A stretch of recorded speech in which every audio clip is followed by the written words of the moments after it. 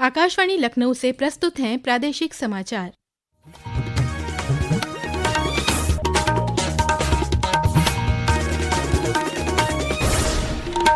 मुख्य समाचार। प्रदेश के सभी नगरीय निकायों में आज से शुरू हुआ 155 घंटे का नॉन स्टॉप मेगा स्वच्छता अभियान।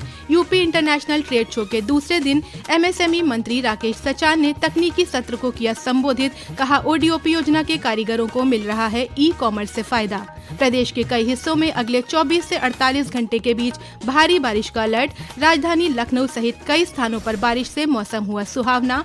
और कानपुर के ग्रीन पार्क स्टेडियम में कल से खेला जाएगा भारत और बांग्लादेश टेस्ट सीरीज का आखिरी मैच। सभी तैयारियां पूरी, दर्शकों में उत्साह। नमस्कार, प्रदेश के समाचारों के साथ मैं तनवीर फातिमा और अब समाचार विस्तार से। प्रदेश में स्वच्छता ही सेवा पखवाड़ा के अंतर्गत 17 सितंबर से विभिन्न कार्यक्रमों का आयोजन किया जा रहा है। इसी क्रम में आज से राज्य के सभी 762 नगरीय निकायों में 155 घंटे का नॉन स्टॉप मेगा स्वच्छता अभियान शुरू किया गया। यह अभियान 2 अक्टूबर को महात्मा गांधी की 155वीं जयंती के अवसर पर समाप्त होगा। अभियान के अंतर्गत छात्र छात्राओं को जोड़ते हुए जागरूकता बढ़ाने के उद्देश्य से लंबी दौड़, मैराथन, साइक्लोट्रॉन, वृक्षारोपण कार्यक्रम आयोजित किए जाएंगे। स्वच्छ पर्यावरण प्रोत्साहन समितियां वार्ड स्तर पर जन जागरूकता पहल का नेतृत्व कर रही हैं, जबकि 5000 स्वच्छ सारथी क्लब इस अभियान में भाग ले रहे हैं। लखनऊ के केंद्रीय औषधीय एवं सगंध पौधा संस्थान सीमैप ने स्वच्छता ही सेवा पखवाड़े के तहत पूर्वोत्तर रेलवे के बादशाहनगर रेलवे स्टेशन पर विशेष सफाई अभियान चलाया। वाराणसी में रेल इंजन कारखाना बरेका में भी स्वच्छता ही सेवा के अंतर्गत वेस्ट टू आर्ट पहल के तहत लोहे के स्क्रैप से बनाई गई विभिन्न कलाकृतियों का प्रदर्शन और कार्यक्रमों का आयोजन किया गया। उधर बलरामपुर में स्वच्छता अभियान के अंतर्गत सरकारी कार्यालयों में लोगों को साफ सफाई के लिए प्रेरित किया गया। स्वच्छता अभियान के अंतर्गत मथुरा में 11 एनसीसी बटालियन द्वारा नवाचार प्रतियोगिता का आयोजन किया गया। कौशाम्बी में मंझनपुर नगरपालिका परिसर में स्वच्छता अभियान चलाकर कर्मचारियों को स्वच्छता की शपथ दिलाई गई। इसके साथ ही जिले में विद्यालयों, व्यावसायिक क्षेत्रों और मलिन बस्तियों में भी सफाई अभियान चला। ग्रेटर नोएडा में यूपी इंटरनेशनल ट्रेड शो के दूसरे दिन आज विभिन्न कार्यक्रमों का आयोजन किया गया। ई कॉमर्स के विशेष सत्र में प्रदेश के एमएसएमई मंत्री राकेश सचान शामिल हुए। सत्र को संबोधित करते हुए राकेश सचान ने कहा कि ई कॉमर्स के माध्यम से ओडीओपी योजना से जुड़े कारीगरों को लाभ मिल रहा है। उन्होंने बताया कि टेक्सटाइल्स के क्षेत्र में 75% तक की सब्सिडी दी जा रही है। 75 डिस्ट्रिक्ट के जो उत्पाद थे वो ओडीओपी योजना, उसको भी हम लोगों ने ई कॉमर्स से जोड़ा। और जो छोटे छोटे उत्पाद थे, कारीगर थे, जिनका उत्पाद सदियों से परंपरागत उनके पुरखों ने उनको शुरू किया था, वो विलुप्त होता जा रहा था, लेकिन सरकार ने प्रोत्साहित किया, उनको तमाम तरीके की योजनाओं से जोड़ करके आगे बढ़ाया और बहुत सारे लोगों को ई कॉमर्स के माध्यम से जो उनका उत्पाद कोई जानता नहीं था, कहीं बिकता नहीं था, आज वो बड़े पैमाने पर बिक्री भी हो रही है और उनकी आर्थिक स्थिति में बढ़ावा मिल रहा है। कार्यक्रम में अब्दुल कलाम प्राविधिक विश्वविद्यालय द्वारा नवाचार और स्टार्टअप पर आयोजित सत्र में शामिल विभिन्न विश्वविद्यालयों के प्रतिनिधियों ने विद्यार्थियों को संबोधित किया। कल विश्व पर्यटन दिवस है। इस वर्ष की थीम है पर्यटन और शांति। उत्तर प्रदेश सरकार ने पिछले कुछ वर्षों में पर्यटन के क्षेत्र में व्यापक प्रचार प्रसार किया है।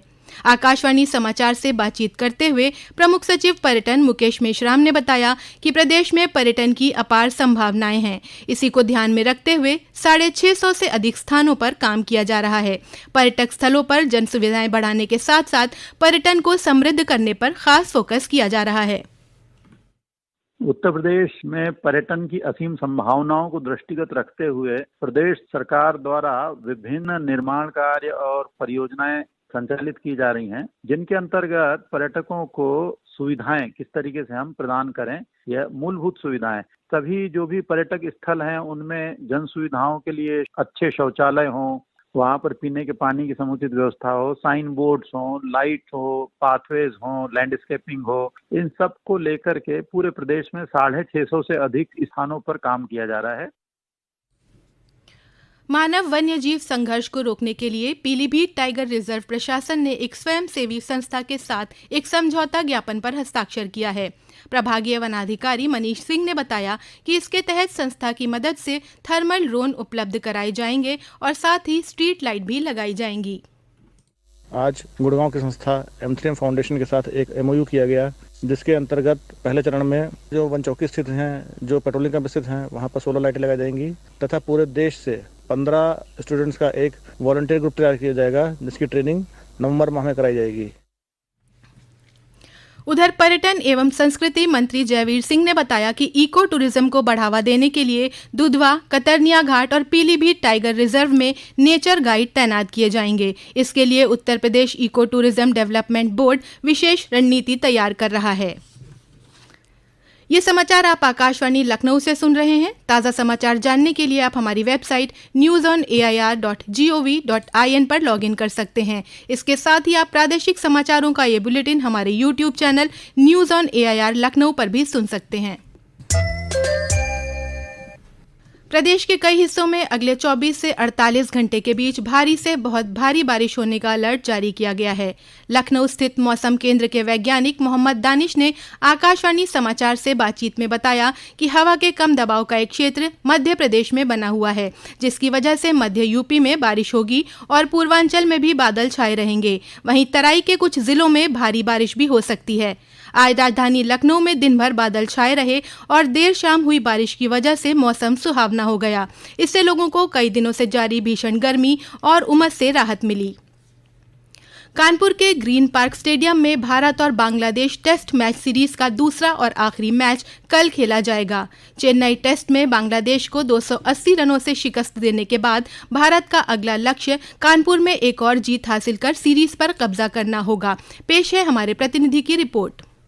कानपुर नगर का green park stadium Bharat Bangladesh के बीच 27 सितंबर से शुरू हो रहे टेस्ट मैच के लिए पूरी तरह से तैयार है। वहीं ग्रीन पार्क में भारत बांग्लादेश के बीच टेस्ट मैच को लेकर लोगों में काफी उत्साह है। भारत और बांग्लादेश के बीच 27 सितंबर से 1 अक्टूबर तक खेले जाने वाले टेस्ट मैच में कुल 26,007 दर्शक ग्रीन पार्क में मैच देखेंगे। इस मैच में गुरुवार दोपहर तक रिकॉर्ड 1 करोड़ 15 लाख रुपए की टिकट बिक गई है। ग्रीन पार्क में पहली बार प्रयोग होने जा रही घंटी से मैच की शुरुआत शीर्ष खिलाड़ी करेंगे। सुबह शुरू हुए बूंदाबांदी के बाद पिच व पूरा मैदान कवर कर दिया गया है। स्टेडियम में दर्शकों की एंट्री 8:15 बजे से शुरू की जाएगी। स्टेडियम के एंट्री गेट पर सेल्फी पॉइंट भी बनवाए गए हैं। आकाशवाणी समाचार के लिए कानपुर नगर से मैं राजेश श्रीवास्तव। केंद्रीय खाद्य प्रसंस्करण उद्योग राज्य मंत्री और लोक जनशक्ति पार्टी रामविलास के राष्ट्रीय अध्यक्ष चिराग पासवान ने आज कौशाम्बी के मूरतगंज में आयोजित वंचित समाज सम्मेलन में विपक्ष पर निशाना साधते हुए कहा कि चाहे सपा की सरकार हो या बसपा की, सभी ने दलित वर्गों को केवल वोट बैंक की तरह इस्तेमाल किया है।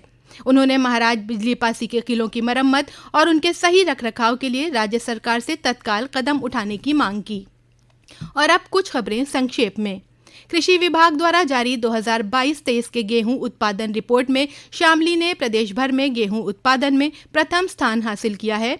जिले में 53,861 हेक्टेयर क्षेत्रफल में कुल 49.29% उत्पादन हुआ। राष्ट्रीय ग्रामीण आजीविका मिशन के तहत शामली जिले में स्वयं सहायता समूह की 21,000 से अधिक महिलाओं को लखपति दीदी बनाने के लिए चयनित किया गया है। मंदिरों में प्रसाद को लेकर सख्ती शुरू हो गई है। गाजियाबाद के प्रमुख दूधेश्वर नाथ महादेव मंदिर और प्राचीन हनुमान मंदिर में अब मिठाई का प्रसाद नहीं चढ़ेगा, सिर्फ फल और श्रीफल नारियल का ही प्रसाद चढ़ाया जा सकेगा। रायबरेली में फायर कर्मी के पद पर तैनात आनंद प्रताप सिंह ने डेनमार्क के अल्बर्ग में आयोजित 15वें फायर फाइटर गेम्स प्रतियोगिता में स्वर्ण पदक हासिल किया है। 1 से 30 सितंबर तक पोषण माह का आयोजन किया जा रहा है। इसी क्रम में जौनपुर में आज मुख्य विकास अधिकारी साई तेजा सीलम ने पोषण वैन हेलो डॉक्टर दी को हरी झंडी दिखाकर रवाना किया। और अंत में मुख्य समाचार एक बार फिर। प्रदेश के सभी नगरीय निकायों में आज से शुरू हुआ 155 घंटे का नॉन-स्टॉप मेगा स्वच्छता अभियान। यूपी इंटरनेशनल ट्रेड शो के दूसरे दिन एमएसएमई मंत्री राकेश सचान ने तकनीकी सत्र को किया संबोधित। कहा, ओडीओपी योजना के कारीगरों को मिल रहा है ई-कॉमर्स से फायदा। प्रदेश के कई हिस्सों में अगले 24 से 48 घंटे के बीच भारी बारिश का अलर्ट। राजधानी लखनऊ सहित कई स्थानों पर बारिश से मौसम हुआ सुहावना। और कानपुर के ग्रीन पार्क स्टेडियम में कल से खेला जाएगा भारत और बांग्लादेश टेस्ट सीरीज का आखिरी मैच। सभी तैयारियां पूरी, दर्शकों में उत्साह। प्रादेशिक समाचारों का ये बुलेटिन यहीं समाप्त होता है। नमस्कार।